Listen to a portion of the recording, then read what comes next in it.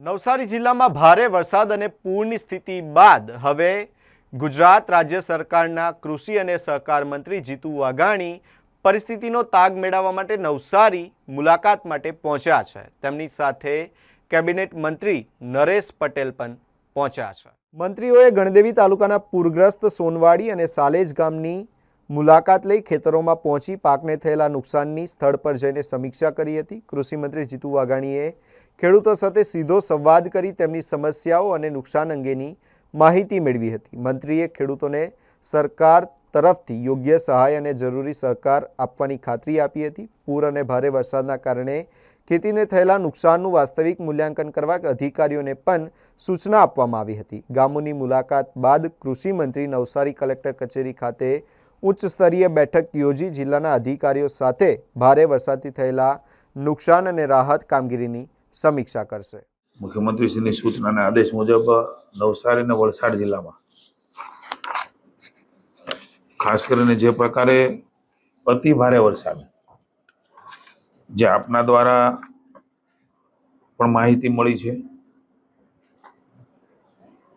અને તંત્ર દ્વારા પણ જે માહિતી મળી છે એમાં લગભગ 1968માં આ પ્રકારનો હેવી રેનફોલ એ નવસારી જિલ્લામાં આવેલો, 94 પણ આ પ્રકારનો વરસાદ આવેલો। પણ અત્યારે જે વરસાદ છે અને જે ભયજનક સપાટી છે 28 થી વધીને 43 સુધી પહોંચ્યો એવો સૌપ્રથમવાર આ બનાવ એ બનેલો છે। આખા દેશની અંદર હાઈ ફ્લડ લાઈન એને ક્રોસ કરવાના કિસ્સા એ ખૂબ ઓછા છે। કમનસીબે નવસારી જિલ્લામાં હાઈ ફ્લડ લાઈન પણ ક્રોસ એ થઈ છે। પૂર્ણા, અંબિકા, કાવેરી અને ખરેડા આ નદી બે કાંઠે નહીં પણ તમામ કાંઠાઓ તોડીને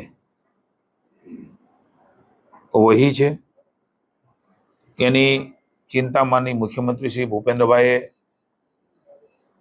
સતત તંત્રની સાથે સંપર્કમાં રહીને અમારા માનની મંત્રી શ્રી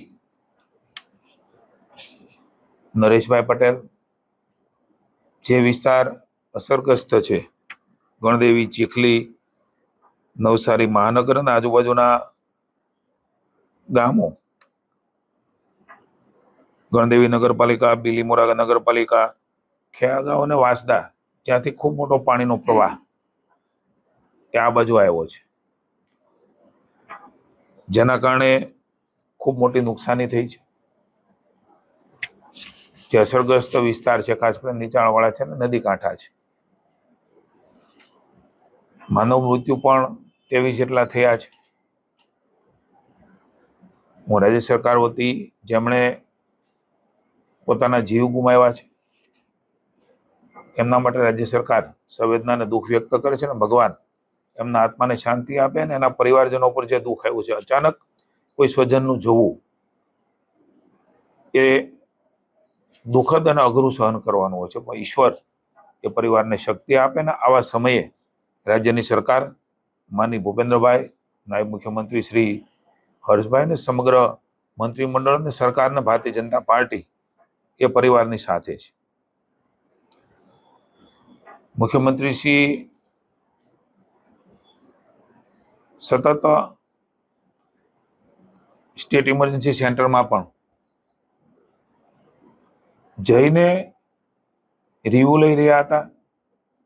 વરસાદી સ્થિતિ, ભવિષ્યમાં વરસાદની સ્થિતિ, તંત્ર સાથે, કલેક્ટરશ્રી સાથે, મંત્રીશ્રીઓ સાથે, ધારાસભ્યશ્રીઓ પણ અહીંયા અમારી સાથે હાજર છે। આરસીભાઈ, રાકેશભાઈ, જિલ્લા પંચાયત પ્રમુખશ્રી, મેયરશ્રી, અમારા જિલ્લા ભાજપના પ્રમુખશ્રી તમામ લોકોની સાથે સંપર્કમાં રહ્યા છે। જે કાંઈ કરવું પડે એની સૂચનાઓ એ સતત માનની મુખ્યમંત્રીશ્રી આપતા રહ્યા છે। ડેપ્યુટી સીએમ માનની હર્ષભાઈએ પણ આ હેવી રેનમાં માનની મુખ્યમંત્રીશ્રી તરત જ અને અમદાવાદમાં મુખ્યમંત્રીશ્રી પોતે આખો હવાલો સંભાળ્યો હતો અને નાયબ મુખ્યમંત્રીશ્રી એ નવસારી અને વલસાડ પહોંચ્યા હતા। કેન્દ્રીય મંત્રી આદરણીય CR પાટીલજીએ પણ આ વિસ્તારમાં આ સ્થિતિનો તાગ મેળવીને એમની સાથે રહેવાનો, માનની જગદીશભાઈ વિશ્વકર્મા અમારા પૂર્વ મંત્રીશ્રી, ધારાસભ્યશ્રી અને પ્રદેશ ભારતીય જનતા પાર્ટીના પ્રમુખ એમણે પણ મુલાકાત લીધી છે. મેં પણ આજે નવસારી તાલુકાના કેટલાક જે ગામો છે, સાલેજ, સોનવાડી, ગડત, ગણદેવી તાલુકાના નવસારી વિધાનસભાના, ત્યાં પ્રત્યક્ષ તંત્રની સાથે રહીને પરિસ્થિતિનો તાગ મેળવવાનો માનનીય મુખ્યમંત્રીની સૂચના મુજબ એ પ્રયાસો કર્યા છે. રાજ્યની સરકારે તુરત જ જે પ્રકારે સ્કૂલના બાળકો, ગ્રાન્ટેડ અને સરકારી સ્કૂલો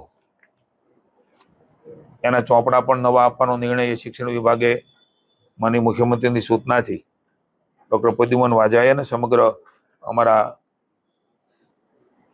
MOS રીવાબાઈએ નિર્ણય લીધો. સાથે સાથે સરકારી રાશન એનો પણ મહત્વનો નિર્ણય. એક તો 32 જેટલી દુકાનોમાં આખો જથ્થો એ પાણીમાં ગરકાવ થયો ને બગીડો, તો એનો પણ તરત ને તરત એ પહોંચાડવામાં આવ્યો. એની સમયમર્યાદા પણ વધારી છે, આપ સૌ જાણો છો. ને ઓગસ્ટનો જે રાશન આપવાનો અનાજને વગેરે મળી રહ્યું છે એ પણ વહેલા પહોંચાડવાનો નિર્ણય, એટલે ચાલુ મહિનાથી જ એ મળી જાય એ પણ નિર્ણય રાજ્યની સરકારે કર્યો છે.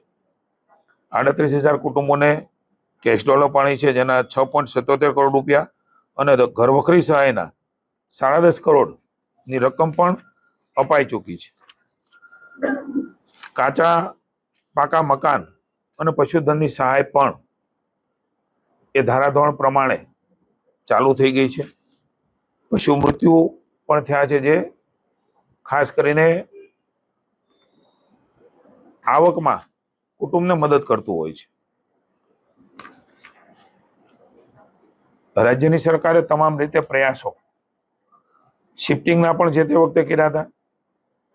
એમના કારણે ખૂબ લોકોને આપણે બચાવી શક્યા છીએ. નીચાણવાળા વિસ્તારમાં એ ખેતર હોય, ગામ હોય, મકાન હોય, ઝૂંપડું હોય, નદીની આસપાસનો વિસ્તાર હોય, એ બધો જ તમે પણ મારી સાથે હતા. અમે આખી પરિસ્થિતિ એ જોઈ છે, એના ઉપરથી અંદાજ આવી જાય કે કેવી સ્થિતિ એ જે તે વખતે ભયાવહ સ્થિતિમાં લોકો રહ્યા છે. પણ હું તમામ NGOs જે રાજ્યની મૂડી છે, દેશની મૂડી છે, માનની નરેન્દ્રભાઈ મોદી સાહેબ એ કાયમ સામાજિક સંસ્થાઓ, ધાર્મિક સંસ્થાઓ, NGO અને વ્યક્તિગત જે લોકો આવી આફતોમાં મદદ કરે છે, કુદરતી આફતોમાં કે માનવ સર્જિત આફતોમાં પણ રાજ્યના સંસ્કારો રહ્યા છે. અને એમણે હંમેશા મોદી સાહેબે સરાહના કરી છે. આ પરંપરા એમણે શરૂ કરીને એમના કારણે અનેક લોકો વ્યક્તિગત રીતે એ આખા નવસારી જિલ્લામાં જ્યાં જેવી જરૂર જણાય ત્યાં એ મદદ કરી છે. ભારતીય જનતા પાર્ટીની જિલ્લાની અમારી ટીમે પણ અનાજની કીટો અલગ અલગ સંસ્થાઓ દ્વારા, તંત્ર દ્વારા, રાષ્ટ્રીય સંઘ દ્વારા સૌથી પહેલું સાયલેન્ટ રીતે કામ એ પણ સંઘ કરતો હોય છે. તંત્રની સાથે બાજુમાં ઉભા રહીને હું તંત્રને પણ ધન્યવાદ આપું છું કે આ સ્થિતિમાં એક હ્યુમન નેચરથી ગામડાથી માંડીને જિલ્લામાં બેઠેલા તમામ કર્મચારીઓ, કલેક્ટરથી માંડીને ગામડામાં જે બેઠા છે, એ DDO હોય, SP હોય, ગામના જે કર્મચારી હોય, નગરપાલિકાના કર્મચારી, એમણે ખૂબ સંવેદનાથી લોકોને આ મનસ્થિતિમાંથી બહાર કાઢવા માટેના પ્રયાસો કર્યા છે. તાળપત્રી, બ્લેન્કેટ, ચટાઈ, વાસણ, ગાડલા, આનો પણ સેટ માની મુખ્યમંત્રીશ્રીની સૂચના એ કલેક્ટરનો છે કે તમે NGOને કહીને CRS ફંડમાંથી પણ શું આપી શકાય. તો પીડીલાઇટ દ્વારા આજે નવસારી જિલ્લામાં પણ ગાડલાને આખી એમની કીટ એ પણ ગામમાં જેને જરૂર છે ત્યાં પણ હું રાજ્યના NGOનો, રાજ્યની જેટલી પણ આપણી સામાજિક ને ધાર્મિક સંસ્થાઓ છે, વ્યક્તિગત રીતે પણ રોટરી હોય તો એ રોટરી જેવી સંસ્થાઓ પણ, હું એક નામ લઉં છું એનો ધોરણ બીજી સંસ્થાઓએ મદદ નથી કરી.